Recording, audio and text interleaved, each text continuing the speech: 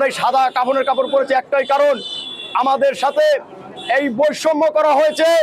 যা ইতিপূর্বে এই জুনে একটা কমিটি দেওয়া হয়েছে, যে কমিটি রাতের আধারে টাকার বিনিময় হয়েছে, এবং এই কমিটিতে ছাত্রলীগ এবং বিদ্যুৎ মিস্ত্রিকে আনা হয়েছে। তাই আমরা এর প্রতিবাদে তৃণমূল ছাত্র দল রাজপথে আছি যতক্ষণ পর্যন্ত এইরকম একটা কমিটিকে বিলুপ্ত না করা হবে।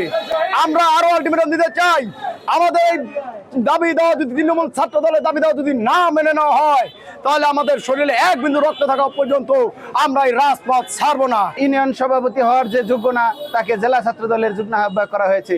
যেই লোক উপজেলা পদ চাইতে ভয় পায়, সেই লোককে এনে জেলার যুগ্ম আহ্বায়ক করা হয়েছে। যারা প্রার্থী হিসেবে রাজপথে ছিল তাদেরকে বাদ দিয়ে বৈষম্য করা হয়েছে।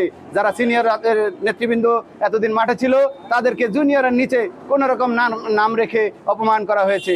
আমরা এই কমিটি মানি না, মানবো না। যতদিন পর্যন্ত এই কমিটি বিলুপ্ত না করবে, ততদিন আমরা মাঠে থাকবো ইনশাআল্লাহ। এই কমিটি সম্পূর্ণ অগণতান্ত্রিক, অসাংগঠনিক এবং আমাদের ছাত্র দলের যে ক্রাইটেরিয়া আছে সেই ক্রাইটেরিয়া বহির্ভূত। আমরা আজকে কাপন পরে সমস্ত ছাত্র দলের নেতৃবৃন্দ কাঁধে কাঁধ রেখে রাজপথে নেমেছে। এই অবৈধ কমিটি থেকে, এই অসাংগঠনিক লোকদের থেকে আমাদের ছাত্রদলকে বাঁচাতে হবে। এই ছাত্রদলকে বাঁচাতে হলে সকলকে নিয়ে সম্মিলিতভাবে বসে রাজপথের পরীক্ষিত শ্রমিকদের, দলের নিবেদিত প্রাণদের 100% বিএনপির পরিবারের কর্মীদেরকে দলে দায়িত্ব দিতে হবে।